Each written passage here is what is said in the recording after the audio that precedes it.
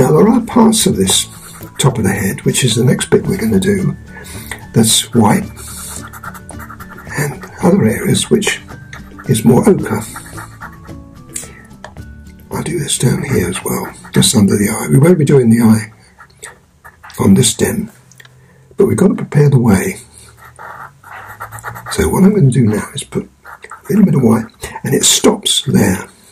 From here on is ochre, and we do the same thing here, white,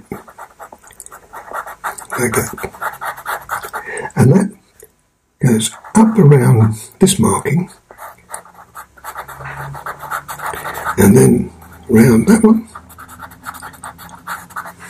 and then up to touch that, and cuts round there, and into here. Now, I'm going round the little markings, which I shall be doing in a minute or two, but we need to have this filled in first. That's the white. There. Now there's another area of white here, which we can, well, we can just start the ball rolling here, although this is the top of the head basically. I'm showing you, I can just show you how we butt up to the white, which will be coming in from there. Now all of this, the rest of this area, will be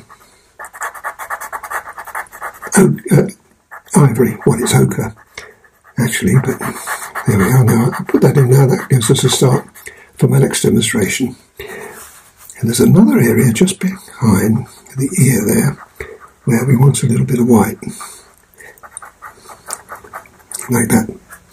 Okay, everywhere else is going to be ochre, which means a base of ivory,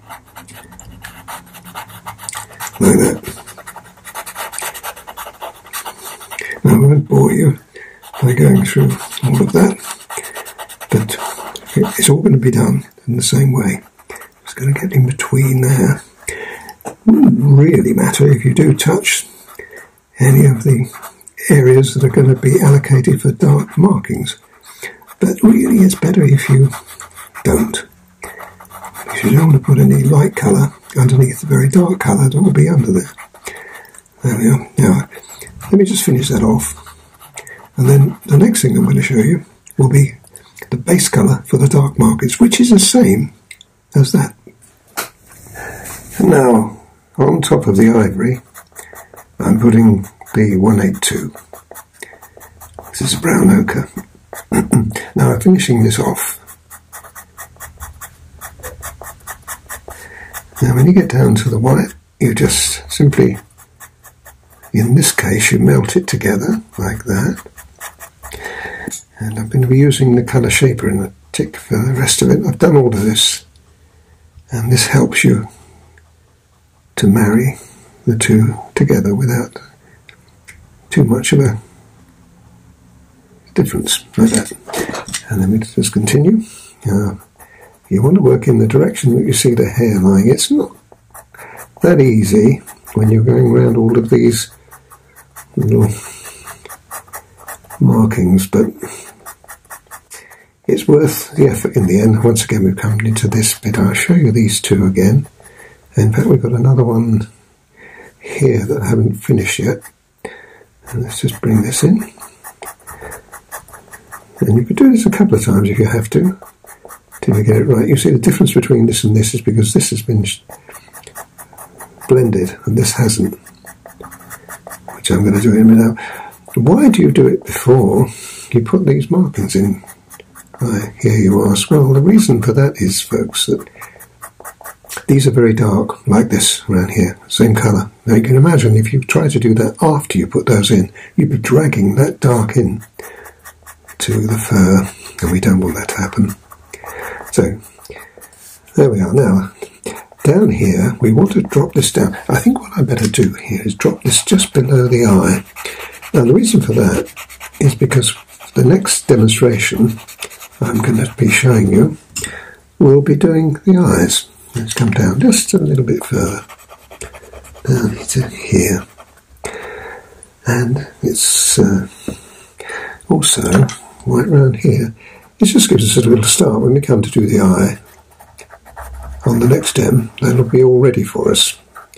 Now, we're not going to do this marking and this marking. The whole eye will be done, and mouth, and the rest of the area of the snout. So now let's coming back down to here. Now it's getting easier now, because now we've got a little bit more of a run at the 182.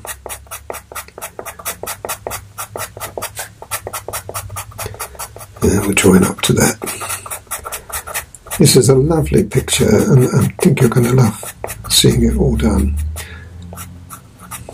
But because it's such a lengthy job, I have to do it in 3 sections. Now here we have this question of blending again.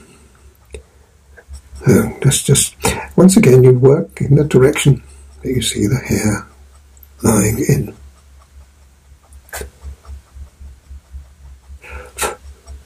Like that. Very realistic effects you get with this colour. So the reason I'm using the grey colour shaper is because it's a little stronger than the ivory one. The ivory one will work okay. If you've got that, then you can use it. But it just gives it, you'll see as I'm going through this how much difference the fur is looking. And we've already done that. Now that's it. Now that's all of the ochre on the top of the head that we need to worry about. And what about that? Well, if you remember what we did there, we used the 283. I'm going to protect my work. I'll just do a little bit here, and then I'll work through them in my usual stop-start fashion so that you see all of it, but you see it in stages, little bits. Now you've got to be fairly accurate with this. Let's do another one. I like to run it, don't want to join that, but almost join it. Doesn't matter if you do. And sharp pencils here. Right, now having put that in, then you then put the black on top of it, and it's going to look like this now.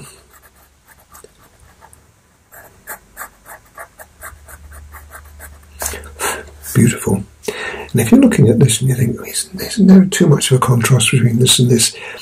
Well, there is, and I'm going to show you how to get out of that in a little while, but let's get this done first. Now you see the problem now. If I'd have put these in first and then come down here, how would I have got close to that without dragging that dark in? Well, the answer is I wouldn't have done. And it would have mucked it up. Just make sure I go on the line. That's the other thing you've got to watch now, is you don't leave any pencil lines there.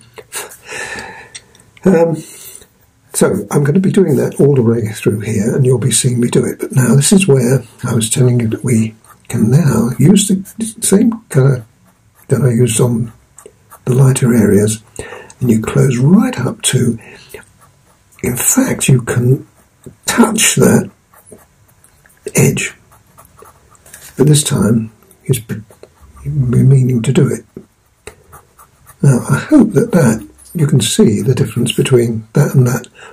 It's got a harsh line, this hasn't. Now I'm going to go through all of that using these 3 pencils and then touch up with the 182. So that's 283, 199 black and 182 brown ochre. So watch me as I go and work towards the finish of this section. When I say finish, we've still got to put a little bit of grey on the white, but I can do that separately.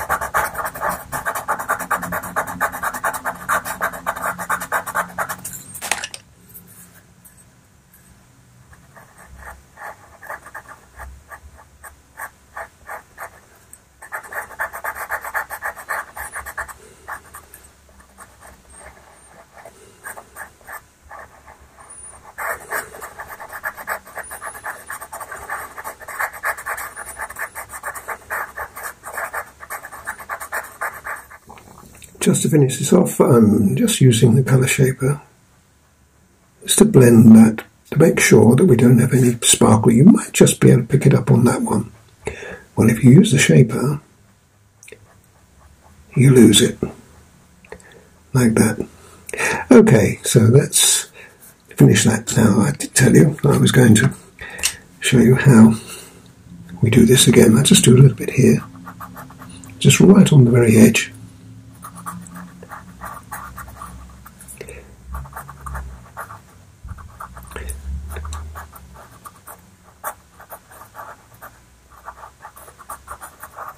And what I would do too is just bring the 182 back in again. Now we don't have to do everything, we just put just a little more strength. When I finish this off here, you'll see what I'm talking about. Now this time you don't blend, you just leave it like that. It looks furry, doesn't it, compared with that and that. So I'm going to go through all the rest of this, doing this, just going around the edge. Time consuming, but it's worth it because you get a really nice finish. The only area you don't do is that. Which brings me to the next thing we're going to be doing. I'll put a bit of grey on. Now, there particularly, it's quite important because we want some shade in and shadow in. You don't want to make it pristine white. There was another couple of markings there. Excuse me. Put them in. That's it. Oops, what colour? Grey.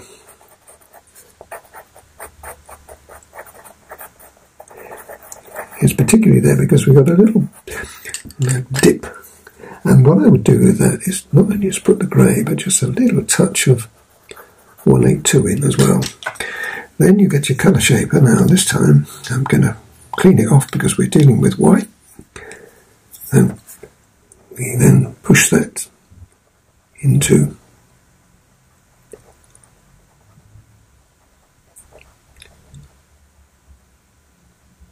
the white fur.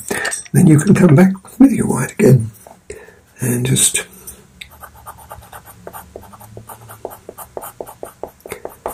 tidy it up. So you're left with that little dip there, which is very important.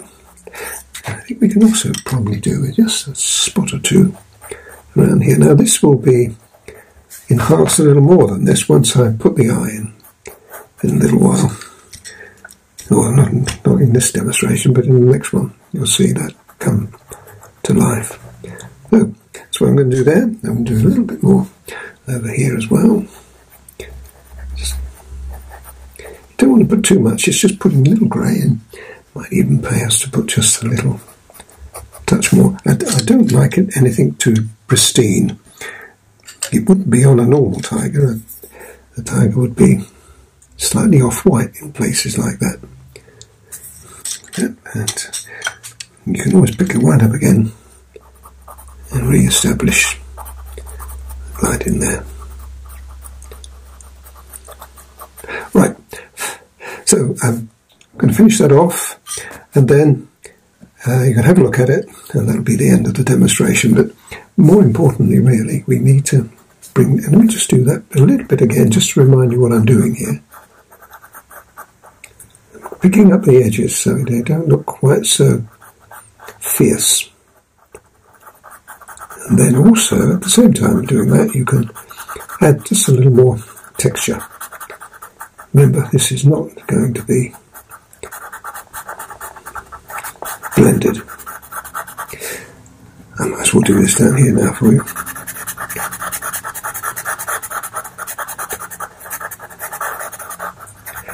Very attractive. So that's what I'm going to do there, and then when I come back, you'll see all of this done, and then I'll put a couple of finishing touches to this particular section, and that'll be the end of them.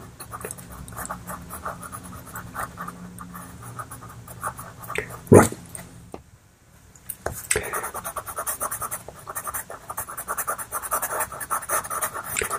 Okay, that's the end of the 182. Now, another new pencil we haven't seen yet, but it's a colour where we want to add a little more depth to areas like this. Now, you be careful with it because it's a dark brown. It's different to the dark brown I used on here, which was 283, and it gives it just a little bit more texture, and it's also, there's be a lot of it when we get to the next stem, which will be the eye here. Be a lot of that around there, and that'll give you a taste of what's to come. Don't think I want any more, it's just on that area that I wanted to put it in, and you don't blend that, that's just left alone. So I look forward to seeing you soon. Bye for now.